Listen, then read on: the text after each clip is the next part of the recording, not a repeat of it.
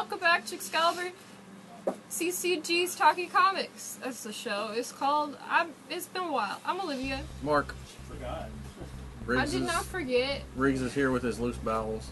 Yeah. Yo, he's in the corner making fart noises with his mouth. Yeah. There's a dog back here with us today. Yes, there is. But she's not quite tall enough to be able to see her. She's pretty tall. You ready? What week is this for? 26th. The 26th of February. Yes. You want to start? Do I start? Who starts? It doesn't matter. Okay. To me. I'll start. Okay. 2020 Force Works, #1 of 3 from Marvel with Matthew Rosenberg and Juanin. It's got an extra little deal at the end. Juan and Ramirez. The eruption of a violent robot revolution threatens all manner of biological life! Teetering on the precipice of extinction, there's only one man with enough tactical skill, killer instinct, it's missing the Oxford comma, and ruthless leadership to lead the rebellion. War Machine! He's not a robot. No, he's not. At least, I don't think he is. Maybe he is now. I don't know. In 2020 he might be a robot. Maybe. Join War Machine and his elite paramilitary squad. U.S. Agent. Is that their name? U.S. Agent? That's the guy. Okay. That's the guy that was Captain America, John Walker. He was Captain America for a while. Okay. Now he's called U.S. Agent. This, like, Agent from Uncle or whatever. That's a boring name. Yeah. Mockingbird and Quake. Those are cool names. And the final crusade for humanity's fate. Alright. Except he's a robot. Well, I don't know. 2020's now, so...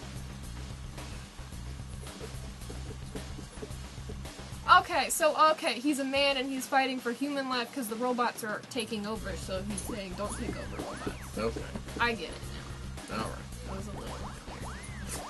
Okay. That's alright. You gotta knock the rust off and get back into it. It was unclear. It wasn't me. Alright. Amethyst from DC Comics. #1 of 6. Waka. Amy Reeder. Waka waka.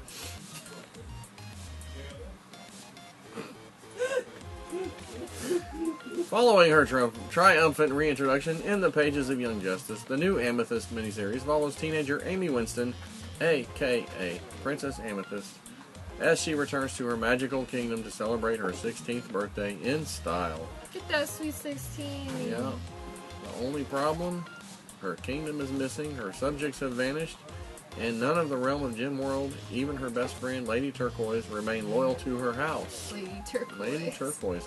That sounds like more than one problem. That doesn't sound like the only problem. That sounds like lots of problems. Alone and dejected, Amy's forced to find new allies and confront dark secrets in an all-new quest to the farthest reaches of Gem World. It's exciting. Well, it's for the kids' comics, right? Well, it's the Bendis stuff. It's in the Bendis world stuff. Young Justice and But, I mean, so is that whatever else he's Wonder doing. Woman Amazon Warrior book. Whatever Where else she's he's like in doing. elementary school or something. I don't know. I don't think Bendis really writes for kids, but that's okay. Well, I think it's just a Bendis character in one of those. Well, it's under his kid imprint. books. It's under his, yeah, it's under his imprint. Wonder Comics or whatever. I thought that was like just I don't know. Okay, Falcon, but then why is it Wacka? Amy Reeder. Bendis can do like a billion things at once. He doesn't write all those books, but it's under his imprint. Well, he also has there was like a month where he was in like 5 things every week. Yeah, he does do that, but he's not doing it. Falcon and Winter Soldier, #1 of 5. We have that poster up in our window from Marvel with Derek Landy and Federico Vincentini.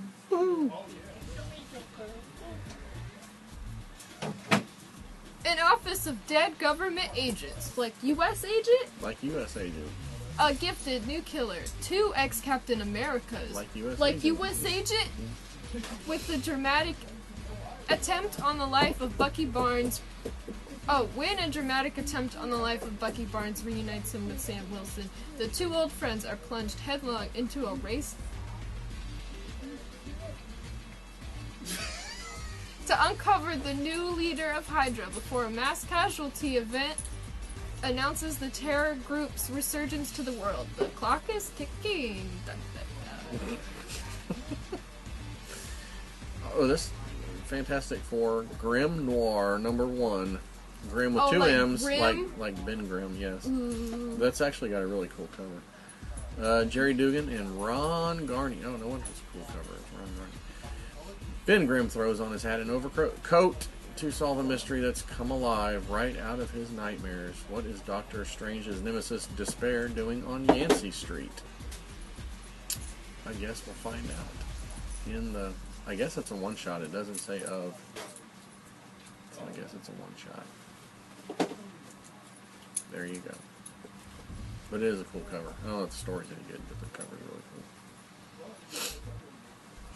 I'm done. Okay. The only thing I remember of like the Fantastic Four movie, other than Invisible Woman becoming naked and like walking around and you could still see her clothes, is, and I don't know if it's from the Fantastic Four movie or if it's from one of the live-action Teenage Mutant Ninja Turtle movies. Mm-hmm. Because there were 3 of those and they're all really good. Well, I used to marathon them in the winter every year. It was really good at camp. But now that camp is a giant Kroger. So you can't just walk into Kroger and watch movies. no. But being dressed up in a big like fedora and overcoat, That's the like Turtles. a trench coat, and then holding a wedding ring because somebody was like, either you're a rock man or you're a turtle, and they're throwing the wedding ring and he tries to pick it up but his hands are too big and he can't pick it up. I think Raphael used to put on the overcoat and hat. I think it wouldn't have been Raphael though, it would have been Donatello. It would have been the purple one. Maybe he did too. I haven't seen those things in years. Me too. Y'all are so quiet. I tried to watch it at Kroger the other day, but They wouldn't let you? No. Giant size X-Men, Jean Grey, and Emma Frost, #1, Marvel Comics. Jonathan Hickman and Russell Dauterman, the first of 5 essential X-Tales. Mm-hmm. X-Tales. X-Tales. 5 essential. How essential are 5 essential X-Tales? Well, I guess it depends on how into it you are. Specially designed to showcase some of Marvel's best artists. Not the writers, just the artists. Just the artists. When Storm is in danger, it's going to take 2 of the most powerful telepaths on Earth working together to make things right. Jean Grey and Emma Frost, together again for the good of Krakoa. Exclamation point. Oh, she hears Chris out there. There's my dog. Bernice, come here. Okay, from Dark Horse Comics, Good girl. Hidden Society, #1 of 4, Raphael Scabone and Raphael Albuquerque. A new series from Raphael Albuquerque. Okay. The team behind Neil Gaiman's A Study in Emerald. Oh, that was a good book. That's probably Is it like A Study in Pink? No, Sir it's Arthur Conan Doyle, but it's a... Ooh, her ears were all cold this morning, but now they're all warm. it's Sherlock Holmes versus a Cthulhu cult. That's cool. Yeah, that's a good story. Hidden from ordinary eyes, there is a world alongside our own, full of deities, demons, and danger, where magic wins out over science and dark secrets lie in wait. Ulu, the last wizard from the Hidden Society, enlists the aid of a blind girl and her demon. A young magician and a cursed bounty hunter in order to stop a group of nihilist warlocks from waking the That society. nihilist? No, I don't think so. From waking the society's greatest nemesis, a primal force that, unchecked, will scorch bare the planet bare of all life. That sounds like Riggs' bowels, actually. He's not paying attention. What?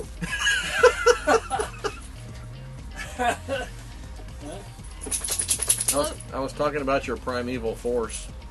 Primeval force. That unchecked will scorch the planet bare of all life. Well, oh well. How do you do? Leviathan Dawn from DC. Oh wow, Brian Michael Bendis. There we go. And Alex Believe. Exploding out of the pages of the event Leviathan miniseries, that was way back. This all-new special blasts, the exploding blasts, the DC universe into a dangerous and brave new future. With Leviathan arrived, Okay. its leader's identity revealed and its plans known, what happens next? Now the heroes fight back. Leviathan changed the rules of the game, and now's the time. So now's the time for the biggest players to get together and figure out a new strategy in this brave new world. Well, there we go. Well, Teenage Mutant Ninja Turtles. We Yes, talked about that too. we did. And here they are again.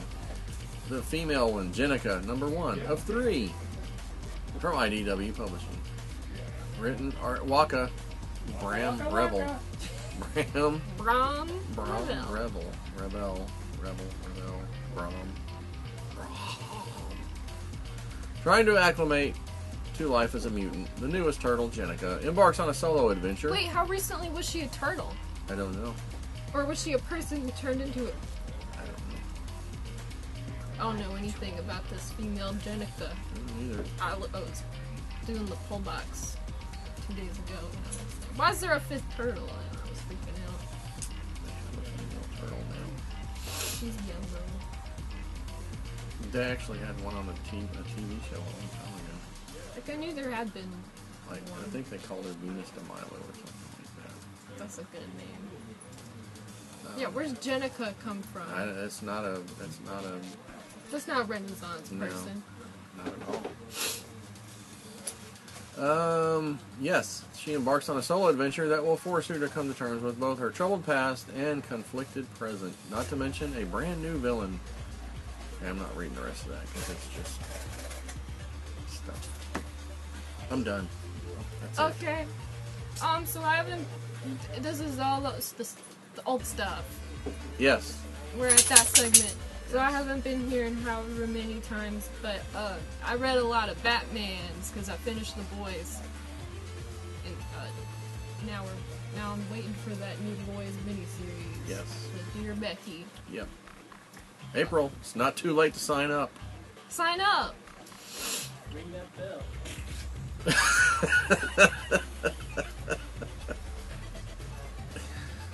So yeah, I read a lot of Batman. So I read Batman Arkham Asylum. That's Oh, that's a good one. It's got a guy who does Neil Gaiman art. I never knew what the art looked like. It's good art. But it's art that you see in all the Neil Gaiman books. And then this one, because we have a couple versions. This version has the original script, the original final script of the 64 page. No, the 24 page. No, yeah, the 64 page storyline. It was originally. The idea came out as 24 pages, and then he wrote it as 64, and then as he was developing it, it became 104. So, there we go. and then it also has some of the preliminary sketches that the artist did, Dave McKean did, and then also Grant Morrison's thumbnails that he did.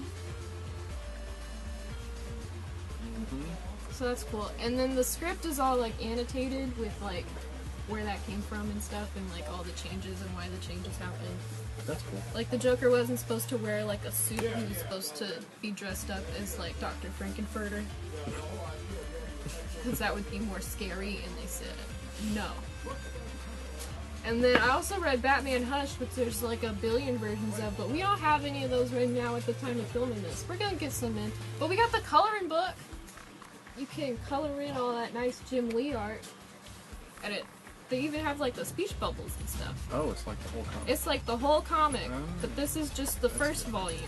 So you can, it's getting a black. It even has all the That's pretty all cool. of that art. It's real cool. It's a color your own. That is pretty cool. Because colorists don't matter.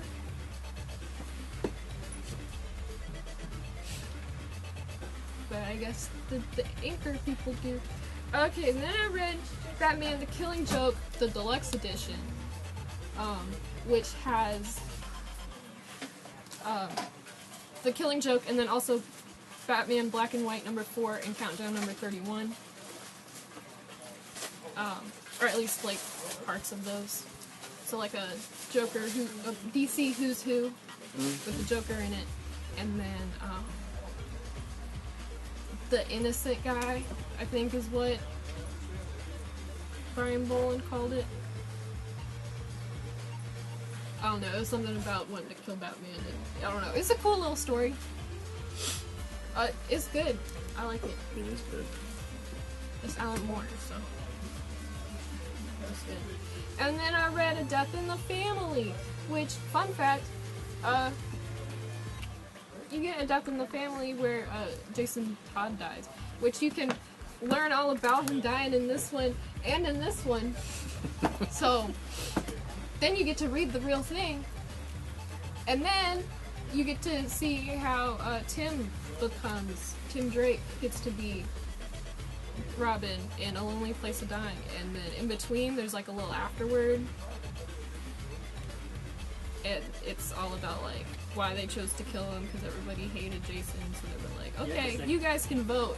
Yeah, they let you vote on whether you lived or died. There were over 10,000 calls. Yep, and Elliot Vaughn wants his 50 cents back because they brought back Jason Todd. He voted to have him killed off, and they brought him back, so he thinks they should refund everybody's 50 cents. Is it true? Yeah, it's 50 cents per call. Oh, wow. They did bring him back, too. They did. Well, that's not fair. They voted for him to die. I mean, he died in this storyline. I know Death in the Family. Yeah, but then they brought him back, like, way later. Huh. I mean, it took a while. Yeah. Betrayed. And, you know, 50 cents back then, when they... Like $2. Yeah, it's like $100 now, so DC owes a lot of people a lot of money. $5,000. That's right. Just add 2 zeros. That's right.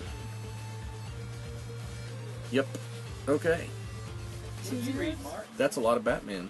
That's a lot of Batman. And then I don't know what Batman I'm gonna read next, because there's like the laughing, the Read The Doom That Came to Gotham. doing like, okay. I'll see. That's very Lovecraftian as well. That's a good one. Alright, so, this is, I hadn't read this collection, but I read the old issues when they came out. This is, like, I guess late 70s, early 80s. This is, like, I, Vampire, the original edition, not the new 52. This is, like, the stories from, the backup stories from the House of Mystery back in the day. The Dawn of the Living Undead. Yes, the Dawn of the Living Undead. This was a really cool storyline. He kind of went through time and different places to try and find his beloved. And, you know, there's a obligatory Batman appearance in here. But, despite that, it's good. And, not as good as Tomb of Dracula. But it's a good story. And it's like all collected in one easy format to buy. Hint, hint. For just $30. The whole thing. The whole thing. And it's a cool story. I like it. I enjoyed it. It's good stuff. Joe Kubert cover there, which doesn't hurt either. And that's it. That's my stuff for the week. I didn't read a bunch. I didn't even read that, but it's You at did least just not a now. long time ago. A long time ago. In the separate issue. Okay. We're done. We are? Hmm? Okay, like, I comment, guess Riggs is not going subscribe. to do anything. Riggs is in the closet. Well, we won't say anything. And he closed the door. And it says employees only, which I don't know if he's technically an employee. I guess he kind of is. I'm an employee. Come show off your pajama shirt that you put a sticker on. How do you recognize that? It's not really a... Yeah, this is... excuse me. Yeah, this was a shirt, and then I had a different real Star Trek shirt. She cut it off and sewed it on here so it looked like a movie version of the Star Trek shirt. Who did that? A girl from when I worked at Pier 1. You can tell what a professional job it was because it's sideways. Yeah. Yeah. That's how I figured it was a sticker. No, it's not a sticker. It It's looks actually like a sewn on. sticker. That was just a joke I told you. Well, you were dang close. I was You were- completely correct. All right, well, there's your rigs for the week. Yeah, it wasn't very funny. That's okay. You're funny just standing there.